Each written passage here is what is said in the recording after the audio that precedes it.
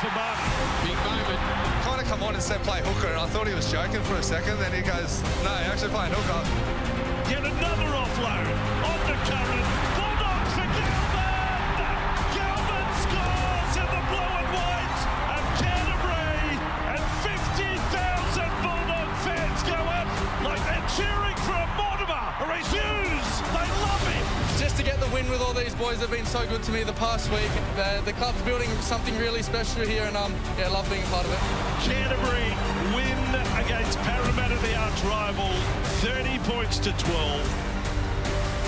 That was the turning point, thanks to Ashley and Martin Medical Hair Centres, and it was all roses at Belmore, or not at Belmore, but at Accor Stadium, where the Dogs hammered the Parramatta Eels. Galvin come on, he was great off the bench, and they're at the top of the ladder, but we did notice a few things watching the game yesterday. You could see there with the vision of Reid Marnie, he wasn't, here it is here, he wasn't happy at all by being taken off, and it's visible.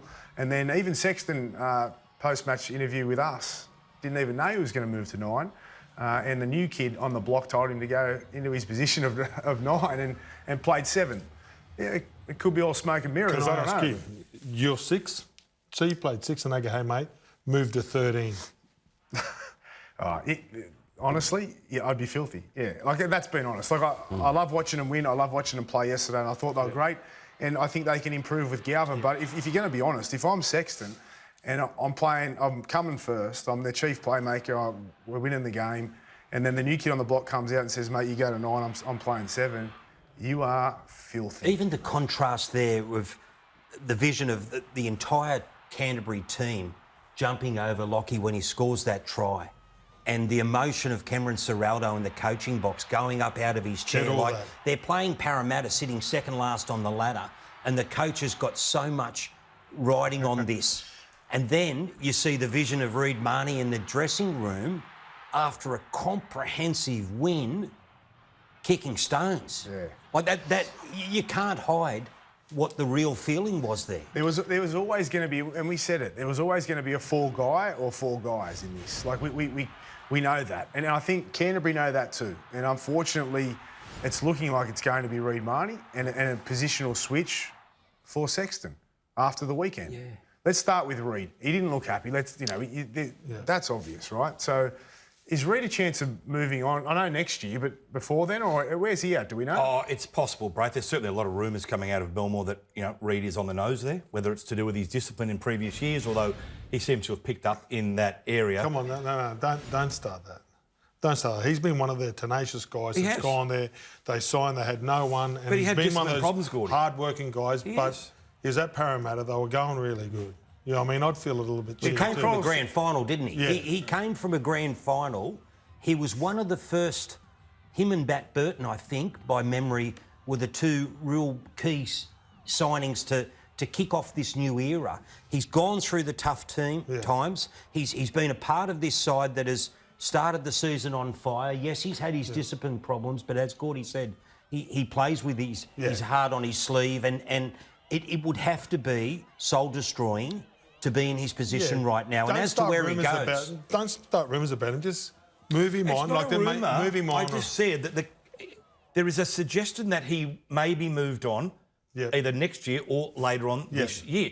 Clearly, Gordy, if he's been hooked, things aren't going great. And not only hooked, but replaced at dummy half by a bloke who's a halfback who didn't even know he was going to play dummy half, allegedly. Yeah. I can't believe that's going through his mind after the game. Of course it is. Yeah. Not only have I been hooked, I've been hooked. You have to feel sorry for him, though, everyone's cheering for Galvin. There's his fanfare. I'll ask you, in that Bulldogs environment, in that Bulldogs culture, how do the players separate that? Because, look, it's obvious that Cameron Ciraldo has got the players on board, and he's made a call here. We're going to bring Lachlan Galvin into our team, and it will make us a better team. And for all those that remain in their spots and remain a part of the starting side, you can get on board. But then you've got good mates that you've, spilt blood with who potentially get pushed out of the club. It would be so hard to separate. Yeah, it would be. Cameron Ciraldo said it. He said if the Galvin coming to our club impacts our culture and our team, then it wasn't good enough before he got here, right? So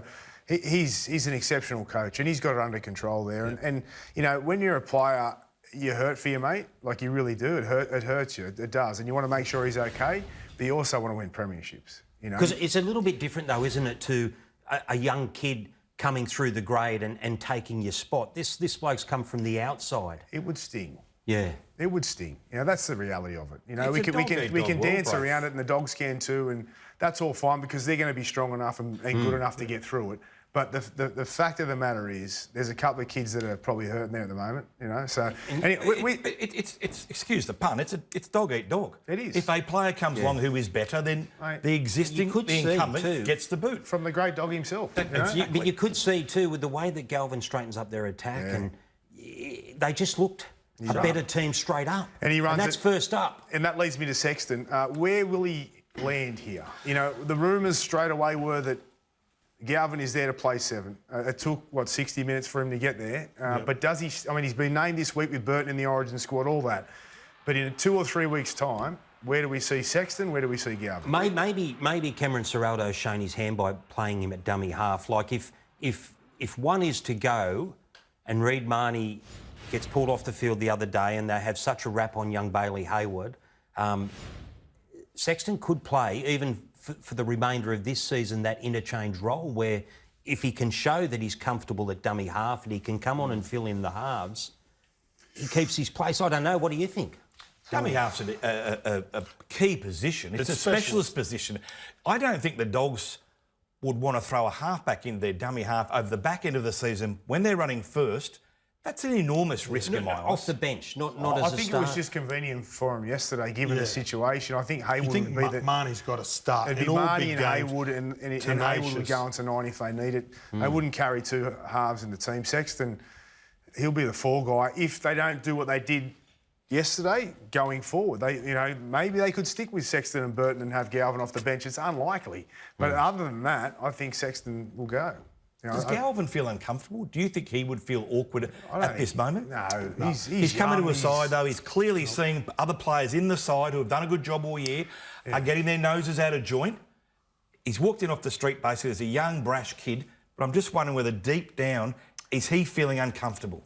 You know what? I think he's shown a lot of courage to step into that position with all the criticism, all the eyes on him, the speculation, to perform the way that he has and to fit into that team the way that he has done. It was remarkable composure for a 19-year-old. What we saw there when he sat on the bench for the 59 minutes or whatever, and he looked nervous. He looked like he had the weight of the world. He had a lot to prove, and he just went out there and he fitted like a glove. He did.